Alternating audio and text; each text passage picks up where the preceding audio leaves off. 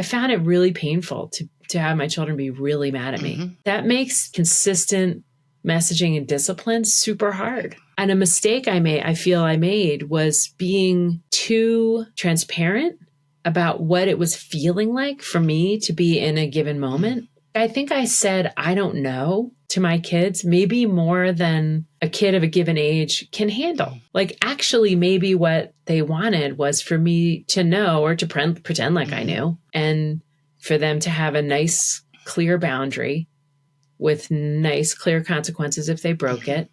And maybe I should have been more like my mother. Well, hello there, and welcome to this episode of The Terry Cole Show. I just interviewed a very exciting and interesting guest. Her name is Kelly Corrigan. She has written 4 New York Times best-selling memoirs in the last decade, earning her the title of Poet Laureate of the Ordinary from the Huffington Post and Voice of a Generation from O Magazine. She is curious and funny and eager to go well past the superficial in every conversation, which is exactly what we did in our conversation. We went well past the ordinary, talked about her life, what inspired her to write her first memoir. If you go to pbs.org/Kelly, you can see she's got a whole series of interviews that are so good called Tell Me More. She also has a great podcast that you can, it's Kelly Corrigan Wonders is what it's called. So I hope that you enjoyed this interview with Kelly Corrigan as much as I enjoyed interviewing her. Super excited to welcome Kelly Corrigan to the Terry Cole Show. Kelly, welcome. Hi, Terry Cole. How are you? Dude, I'm so excited. I'm trying not to fan, but I'm really, really excited that you're here. On. No, truth, I love... No, not listening to that. I don't want to hear one word of it. Not one word, you promise. I am so into what you're doing. Can I just say that? You may say I'm that. into what you've been doing. I'm into how you interview, who you interview. I just find it all so fascinating. But I want to kind of go back to the beginning. I mean, I really wonder as a kid. So in the upfront, I talked all about, your career, your accomplishments, what you do, who you've interviewed. But for you as a child, what did you think you wanted to do? I wanted to be a writer. I really Always. did. My dad was in advertising, so he sold ad space in McCall's magazine, which is long gone. And then he ended his career at Good Housekeeping. And so he was in contact with a lot of ad agencies, and he had these kind of cardboard boxes full of the latest issue in his trunk. And he was totally unafraid to blur the lines between personal and professional. And he was constantly handing people the most current issue of McCall's or Good House, as he called it. And so I had collected from him all these old magazines, which had all these writing by fairly normal people. And then I also did a lot of collaging with those magazines. And the magazines were filled with women. And a lot of the women were trapped behind vacuum cleaners and sinks. And I would cut them out and set them free. And I also had all this stationery. Like he brought home a box of letterhead, which I can still feel with my thumb, like the glossy McCall's across the top. And so I had an old typewriter, and I was in the back of this closet, this first floor closet at Wooded Lane in Villanova. And I just imagined being in control, being in charge, and making and writing. And then I was an English major in college. I have a master's in English literature that I got at night. And I tried writing a book when I was 26, and I maybe got 30, 40 pages done. And I was printing them at work and sending them across the country to my old creative writing professor at University of Richmond. His name is Steve Barza. And he was very tolerant / indulgent and would make notes all over it and send me back. And just the contact, just the response, I found deeply encouraging. I'm a person who definitely needs a little external validation, but just a little. Like a little goes a long way with me. And the fact that Steve Barza wrote me back and took the time to read the pages, it just stuck with me. It was a very powerful thing to me that I was like in a creative collaboration relationship with like a legit thinker, scholar, academic. And then, something I was going to ask you, then something happened in your life when you were 36 that sort of accelerated this process of writing your first book. So would you tell us about that? Well, what happened before I was 36 is that I read Anne Lamott. And that was the first time I read something that would soon be called a memoir. And to me, like a memoir was almost like a memoir. Like it was like something that Elizabeth Taylor would write, or like Sophia Loren or Calvin Klein. Like I didn't understand that there was a place in the world for stories about very regular lives written by regular people, like people with a knack for it, people with the stamina to write, which is, a very small percentage of people actually want to write a whole book. But when I read Anne Lamott, then I started to go see her because I lived in the Bay Area and so does she. And so I would go see her at readings and I thought, God, there's like almost no difference between her speaking voice and her writing voice. And she's such a nut job. And it's so wonderful to be in conversation with her, which is what it feels like. So then at 36, I found a huge tumor in my breast, 7 centimeters by 4 centimeters, which is about the dimensions of a credit card. Of course, this was like more of a 3-dimensional thing, but they said it was like a piece of calamari. And I started chemotherapy and I wrote a lot then because your whole life stops on a dime. I had 2 young kids and the day before I didn't have a minute to myself. I mean, my kids would like come into the bathroom with me in the shower and, everyone remembers that. And then all of a sudden I had, a lot of time alone and I was shoved into chemo like 7 days later. And the recovery from chemo for me was kind of like having the flu. So I didn't really get out of bed. I didn't really get out of my pajamas. But I couldn't really sleep either. And so that was a period where I was like generating a lot of pages. And also, when you're young and something big happens, you can forget that it happens all the time, that it happens 40,000 times a year to 40,000 different women just in the United States. And everything about it was so novel to me that it warranted capturing. And then what really happened, what really, really made the first book was that my dad got diagnosed. I was just about finished chemo and he got diagnosed and he was starting chemo. And my dad was my guy. I mean, my dad was everyone's guy. He was my brother's guy. He was my other brother's guy. He was my mom's guy. Like he had a lot of special relationships and he just made me feel so safe in the world. And when you have cancer, you kind of get to return to like the childlike ways of having people tuck you in and eating cookies for breakfast and getting presents for no reason. And everybody wants to know what you want for dinner. And, and so I had just actually been in my own chemotherapy, like kind of luxuriating and being his kid again. And then like, it was just this sort of terrifying news that like, oh my God, people have no idea how dependent I am emotionally on this person and like how much of the wind in my sails is coming from him. So I got really scared. And then what I thought was, I'll just write this. I'll write the story of what it has been to be George Corrigan's daughter. And around that same time, self-publishing became a thing. Like you could send your document to a self-publishing outlet and they would make a little book for you and they would bind it and put a little cover on it and the whole deal. And that to me was like enough of an incentive because my visual was, I'm going to write these pages of all these great stories I remember. And then also what this year is like where we're both sick. And then I'm going to bind it. I'm going to have those people in Minneapolis bind this thing and I'm going to hand it to them.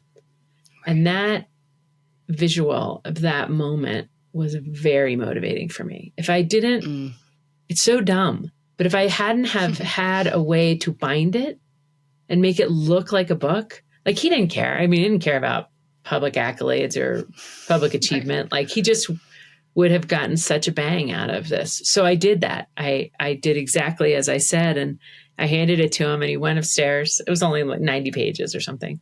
He went upstairs and then he came downstairs 2 hours later and he just like put his hand on his heart and said, Levy. And it was like, I'm totally complete. Message has been delivered and received. He knows. I mean, he always knew we were very communicative, but I knew he knew, you know? Yeah. But what you, in another interview, I saw you talking about this, that your father was very quick to sort of flip the lens back to you or back to someone else. So it was almost like this book was the love letter, the thank you, the deep thank you to him for being your dad the way that he was, that it's almost like he would have cut short in real life. In a real interaction, he'd be like, okay, but tell me more about you. Right. And honestly, that's exactly right. He would have, oh, Levy, you're the greatest. You know, like he didn't linger too long on the compliments going his direction. He just couldn't wait to give it back to you, you know? It sounds like he was really your biggest fan, though, and that he used to say to you, you're going to write the great American novel. He did. And how this was a motivator for you as well. And it's interesting. Personally, I have kind of a father wound. My next book, not the one I'm writing now, but the one after that, is about father wounds. And so getting to read your story, getting to see, there's something really, in a secondary way, there's something healing about seeing like this exists. Of course, I know that good father-daughter relationships exist. I've been a psychotherapist for 25 years, but to get the personal lens that you share with the reader is so, I don't know, there was something very satisfying and like uplifting for me personally about being like, wow, because I know from what you're sharing how much his belief in you and his unconditionalness towards you influenced who you became in the world. Mm-hmm. Mm-hmm. You know, I'm so happy to hear you say that, because when it got bought for publication, I felt really nervous. I thought, people are going to hate this. People who have been hurt or neglected or overlooked by their parent are going to throw the middle place against the wall. They're going to like rip the cover in half. And at every reading for all those years, I mean, I must have read from the middle place to, I'm going to say 500 audiences, like over time. People would come up every time and say, I had a shit dad. I had a terrible dad. And I loved your book. And there's something so wonderful about that. There's something so low ego about that. And also like hope for all of us. I think it speaks to the human condition, though, in a real way as a therapist, that generally, instead of people being jealous, we look at things like there's hope. There's hope. Right. Hopefully, if you had my father was just emotionally unavailable, but then I married a very available husband. We've been married we've been together 26 years. Like there's hope in that too. Mm-hmm. And I think that in honestly sharing your experience, doing it anyway, even though you had the fear that people might be jealous or people might be mad or people might be like, is she bragging? What really happens is we go, that's possible. That's beautiful. And that's what I want. I mean, so many people have written me and said, I bought the middle place for my husband. Yeah. Because I want him to know he has a daughter or daughters. And I want him to know, like, this is what's possible here. Like your relationship could be like this. And especially for husbands or dads who grew up in a male household and they don't, like a miraculous thing about my dad that I think is in there is he was a super enthusiastic athlete. He's a very talented athlete, but he's also just really into it. He loved to play sports all the time because he loved the camaraderie and he loved a good sweat. And he really believed in being outside on a cold day when you could see your breath. And he embraced novelty. So if like a new sport came out, he'd learn paddle tennis or he'd learn golf late in life. And I am so unathletic. And it didn't matter to him. He found all the ways to think I was neat that mattered to me. Like the thing he would say all the time is, Levy, you're a great conversationalist. And it's like, God, what a great thing to tell a kid. It's like, you're fun to talk to. Like, that's just like a great feeling to have about yourself. And it changes how I feel in every room and every time I meet a new person. And it's when I'm not consciously thinking. My dad said I was great at talking to people. But I feel it. I feel like he made something true about me. Like maybe there was just a tiny hint that it could go that direction. And he made it go that direction because he thought I was fun to talk to. He liked me. Right. And part of it is the seeds that are planted of like, you're good at this, I see you, is so profoundly important to kids. It's not that I'm trying to cram you into this athletic box that you will not fit into. It's that I am observing who you actually are. And I'm pointing out the beauty and the uniqueness of that. And there's no way, and obviously we're talking about it because there's no way how can we untangle those experiences, right? There's no way. It's like that this all happened during formative years of your life where you were developing the way you're going to relate to yourself, your own self-image. You talk a lot about listening and you write quite a bit about the power of listening and asking better questions. So let's talk a little bit about that, if you would, because I know people are interested. So, I mean, I think like one of the great skills in life is to ask a question and then ask a follow-up question, and then ask a follow-up question. And not in a really strategic, self-conscious way, but just to prove to yourself early and often that there's always more there. That like any conversation can go from kind of superficial to moving or poignant or hilarious or revealing or bonding. Like it's like the best magic trick ever. And it's the price of like one or two good questions, you know? And I sometimes think of it as like almost tactical. Like people need to like keep them in their back pocket. And they have to believe that it's possible to go from something fairly dull and rote to something special, something that you might think about later. I wrote this kid's book called Hello World, which was, it was my answer to, oh, the places you will go. My theory is like, oh, the people you will know.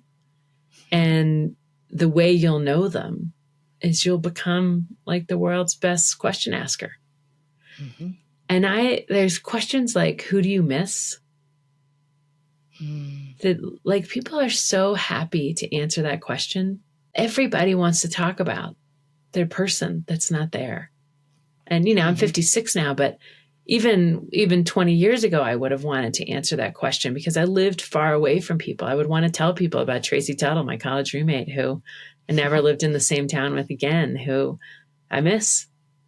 And now I would bring up my friend Liz, who died maybe 8 years ago now of ovarian cancer. And I want to tell you about Liz. And you have somebody you want to tell me about. And I also think that like people are never more beautiful or compelling than when they're talking about somebody they love. Like in the PBS show, Tell Me More, we have a little segment called Plus One, where we ask people like, just give us one person who's been instrumental to your thinking or your work or your well-being. And the only reason we do it is because of this theory around which I have such conviction, which is people look great when they're talking about somebody they're crazy about.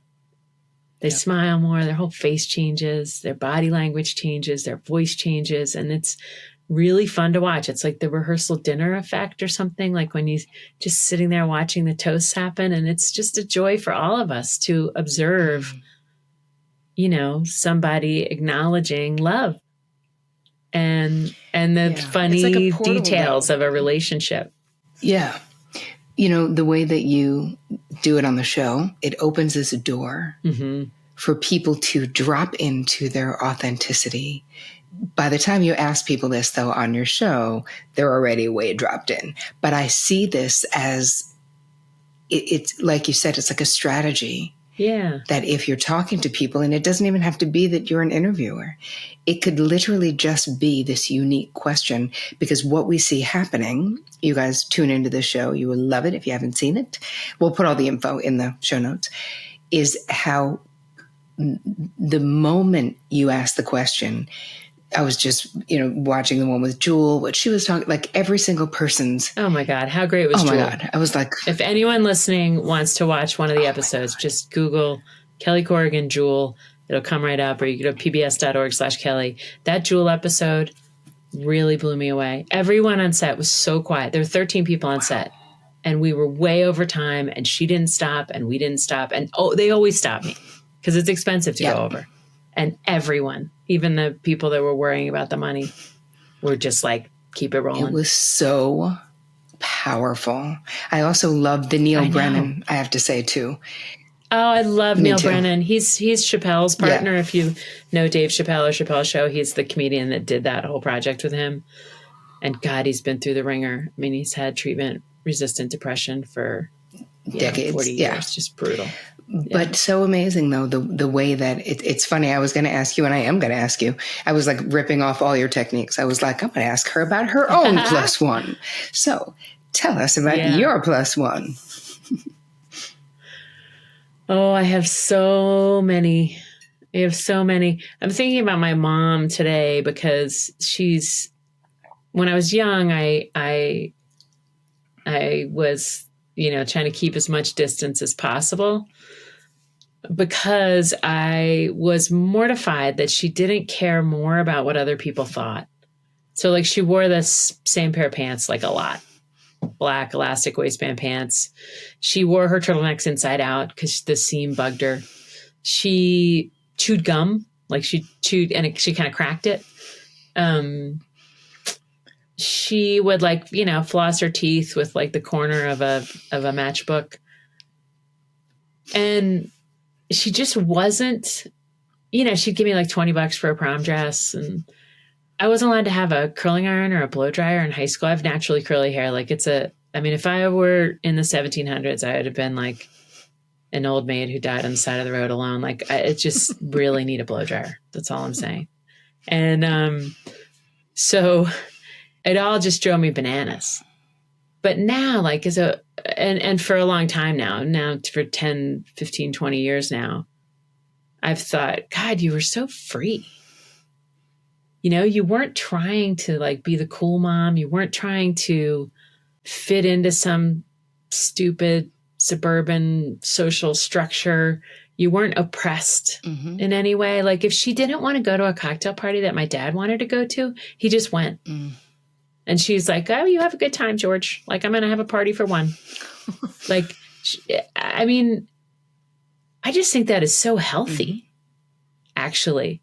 And she was really, and still is to this day, deeply clear on what makes her life work. And she is like the last person on earth who's going to get hoodwinked into some new technique, lotion, potion, like Goop, that whole category of thing. She would just never in a million years be fooled into buying something or conforming in some way. And it's just really admirable. And then the other thing that I have come to admire about her and really lean on with her is that she could let us hate her. If there was like discipline to be meted out, she did it. And if it meant that like for a month, we hated her. We were grounded and we couldn't go to anything. And every time the next party came up or the next invitation came through or the next sleepover, we would go through it all again and like really go like toe to toe, nose to nose, fighting for our rights. She never yielded. And that's hard. I found that harder to do than I was expecting. I found it really painful to have my children be really mad at me. And that makes discipline, like consistent messaging and discipline, super hard. And a mistake I feel I made was being too transparent about what it was feeling like for me to be in a given moment.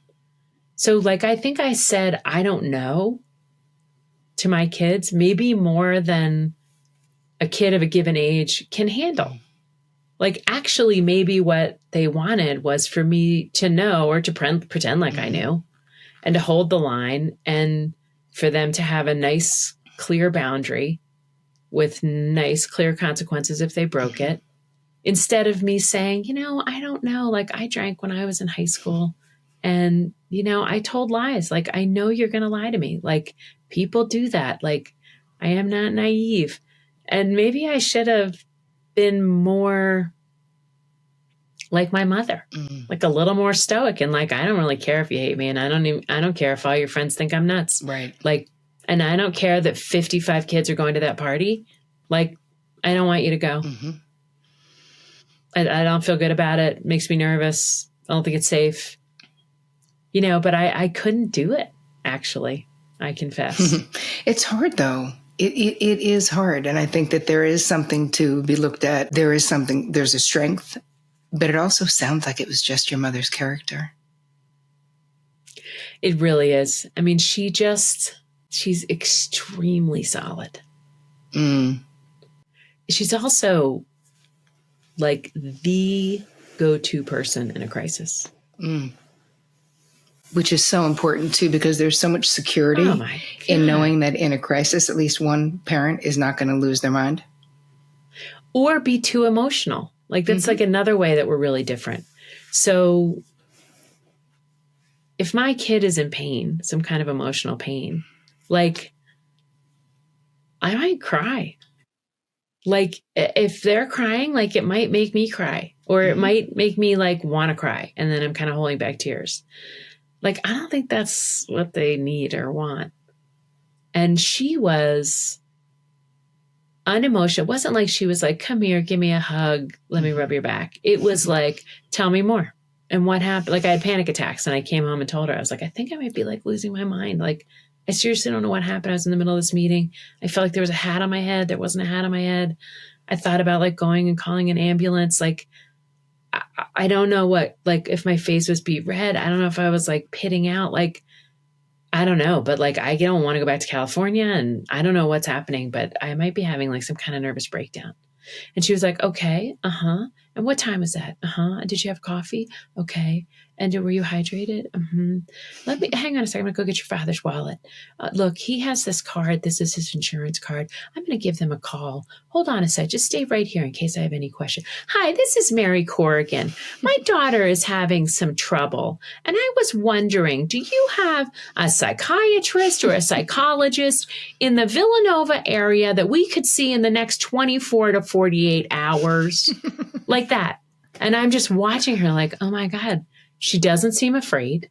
Right. She doesn't seem rattled. I'm sure she went up to her room and like had her own little nervous breakdown. Right. But she could just be like the triage nurse right in that moment. And that's just very impressive to me the older I get. I love that +1 share. All right. Yeah. So other questions for you, Cal. And these are right out of your playbook. What are you reading? I'm reading a book. I'm reading this book. I never thought of it that way. Who's the author? Her name is Monica Guzman. Okay. And it's How to Have Fearlessly Curious Conversations in Dangerously Divided Times. Because we're going to do this podcast series in January called Rupture and Repair. So we're going to do 5 stories of like rupture and repair. And this is the book we're going to use as like the foundational text on principles and practices of hard but productive conversations with family, at work, with across political divides, etc., with doctors. Excellent. That is so something to look forward to. And tell us about the Tell Me More show. Oh, it's so fun. So it's on pbs.org/Kelly. So they're all there. I think there's 40 or 50 of them up. And it also is on all the PBS stations across the country, but it's all different times and days. So I don't really have your local programming information handy, but you can see it all at pbs.org/Kelly. And it's 30-minute one-on-one long form interviews with world positive people doing world positive work. So it's Steve Kerr, the coach of the Warriors, David Byrne, the Talking Heads guy, Samantha Power at USAID, Melinda French Gates, Brian Stevenson, Jennifer Garner. I was just going to say Gordon. Jennifer Garner, James Gordon. I watched all the pop culture people. Yeah. So the series we have out right now, we were just starting a new series. We featured this 17-year-old named Gitanjali Rao, and she has multiple patents in waiting. And she's just this very inventive kid who isn't waiting to be more, to get busy. And so she did this one, for instance, where she had read something that like 7 seconds after a kid posts something that's nasty or bullying, they regret it. Wow. And so she was trying to figure out what you could do in those 7 seconds, like how you could create a buffer so that they could stop themselves. Right. And so she did a little computer program that searches for the set of bullying words and that flags it. And then we'll say to you, are you sure you want to send this? It sounds like there might be something cruel or damaging in this. Give yourself a second to rethink it. Wow. I mean, so great. She did another thing where there was this lead in the water and she was watching the news out of Michigan and she was appalled. So she made this really simple thing that's like a cardboard box that has a filter thing in it, and you can run the water through it and then just take the piece out and see if it has lead in it. Wow. And so anyway, she's in the PBS series. So it's people that you've heard of and people you've never heard of, but everybody, like the goal is when you finish watching a Tell Me More episode is that you feel like, okay, like there is good in the world, there is forward movement, there is progress, and there's an army of good people that I could join. Yep. I love the vibe of that. We need the hope so badly right now with the state of the world in all the places and all the things. And what struck me about your interview style, it's very accessible and very relatable, but you're incredibly well schooled on the person that you're talking to. And I think that there's something very, it makes, as a viewer, as a listener, it makes you feel very comfortable that good. You've already you've really done your homework. And because immediately the guest, even the most famous people, when you throw out a tidbit of, their grandfather's name or whatever the thing is, you see there's a relaxation, or maybe I just see it, but I feel like there's this sinking in of like, this is going to be a good conversation. Yeah. Because I think really hard about my first question. I always think like if you could come in on a surprising note with that shows some insight and some background knowledge that throws them off a little bit in a nice way, it can get you so much more, so much faster. And because someone had done it to me. So in my book, I have a book called Tell Me More. And in that book, I described this thing, which is that I had pretended to be allergic to cheese for 10 years to spite my mother, who said that I couldn't have pizza. She said I had to have pizza at my birthday party. And I said I wanted everyone to be able to order their own hoagie or submarine sandwich. I don't know what the rest of the world calls them. I'm from Philly. And she was like, we're not doing that, Kelly. Like those kids are going to eat one bite and throw it away. I'm going to have to take orders. Somebody doesn't like pickles. We're having pizza. And I was like, we can't have pizza. I don't eat cheese. And she's like, since when? And I was like, I'm allergic to cheese. And she's like, I'm your mother. I know what you're allergic to. I know what you're not allergic to. This is nonsense. We're having pizza. So then as of that day, like I would lift the sheet of cheese off the pizza and just eat the tomato bread. And then I just stopped eating all cheese. So anyway, I got to the 92nd Street Y, this famed place to be interviewed. And this great woman, Arielle Levy, who's a New Yorker writer, interviewed me. And the first question was, you didn't eat cheese for 10 years? And I was like, I am so in on you. I love that as an opening. You're a great interviewer. I've already like want this to be the best interview you've ever had. Like, it's like I rose up to her level of sort of creativity and originality. And so I always took that away. Like, come on, surprise him. Say something to Steve Curry hasn't been asked before. Correct. Okay. Another thing that you did, you asked Constance Wu for 3 adjectives that people think she is, or right, that people think she is, and then 3 adjectives that she actually is. So let's do the same thing. I like this question. And I think this is a question that you could ask in conversation. I mean, it's a little awkward to like put somebody on the spot like that. But if you were kind of having fun with someone, you could just say, I heard this podcast on Terry Cole and they did this little thing. And like, okay, so 3 adjectives that people think I am. I think they probably think I'm way more disciplined and productive than I am. Like, I'm in pajama bottoms right now. I do not have a bra on. It's well into the afternoon. Like, I should definitely have clothes on by now. So I think they would think that I'm probably more like organized and regimented. I think they think I'm probably nicer than I am. Like, because I am a person who definitely like knows right from wrong, and I know how to talk about right from wrong, but that doesn't mean I know how to do it. You know what I mean? And so I think it's possible that when people are listening to me, they think, God, she must be such a great mother or something like that. And that's totally not the case. I'm sort of kind of an average hitter. Or just a human, we could say. Yeah, exactly. Just the ordinary human. And then I think people who watch me on television probably think I'm more attractive than I am. Like, I'm very photogenic. I look way, way, way better on television than I do in person. And it's like just a fact. And any friend of mine will reluctantly admit that it's true.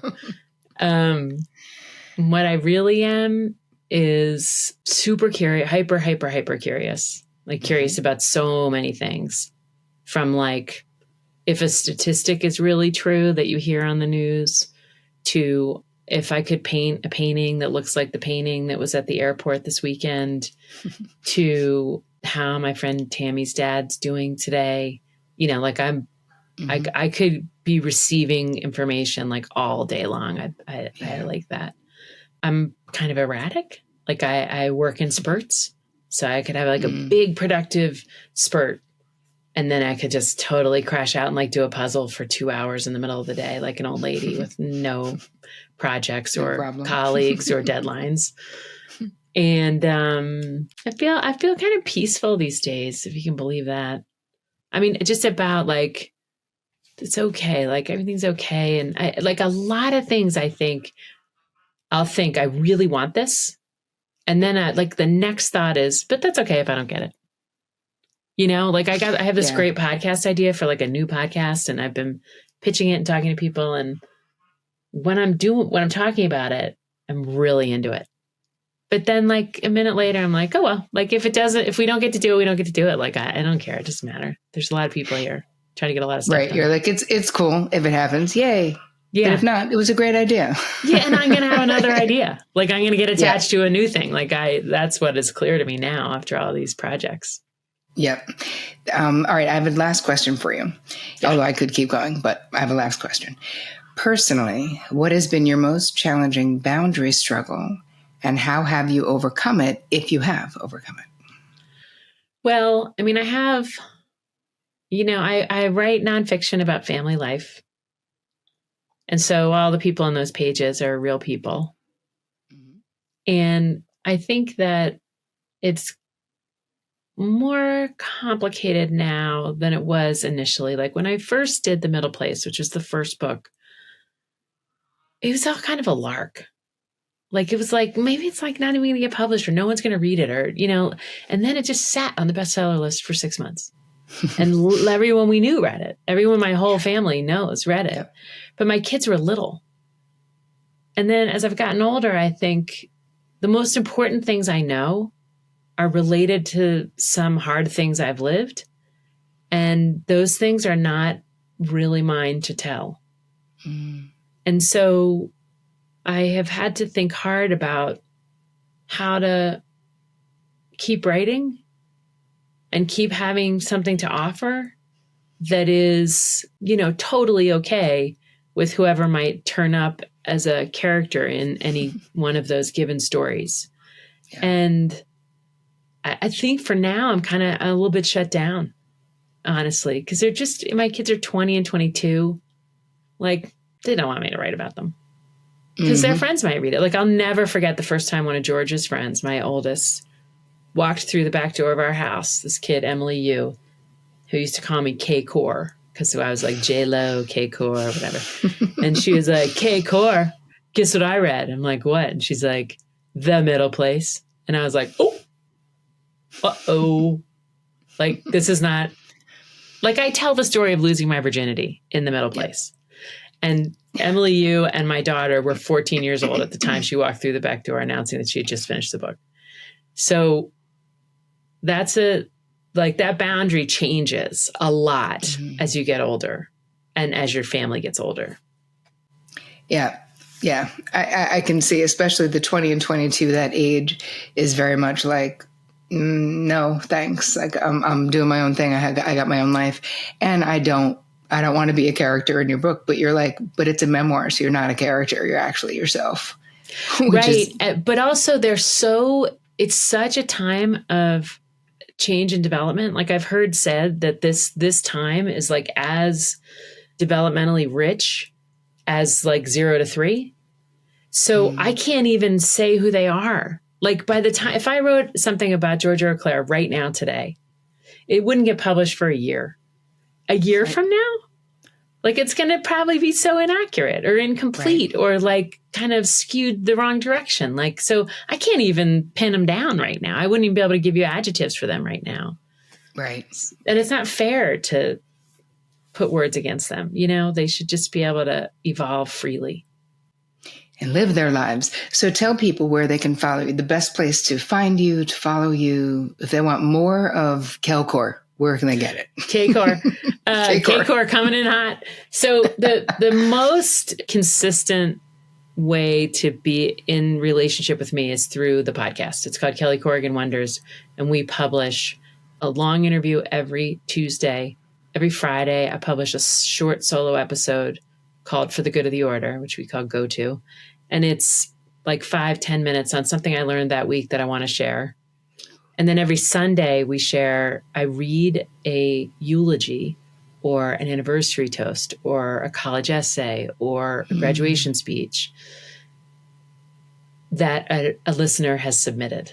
And we call that feed Thanks for Being Here. But it's all inside Kelly Corrigan Wonders. So wherever you listen to podcasts, that's the best way. Excellent. And then PBS, just go to pbs.com/Kelly. .org. Yeah. Oh, pbs.org/Kelly. Yeah. This was such a pleasure. We have to do it again. Thank you. Thank you for spending so much time. I really did appreciate having you. Thank you so much, Kelly. You're so welcome. Thanks.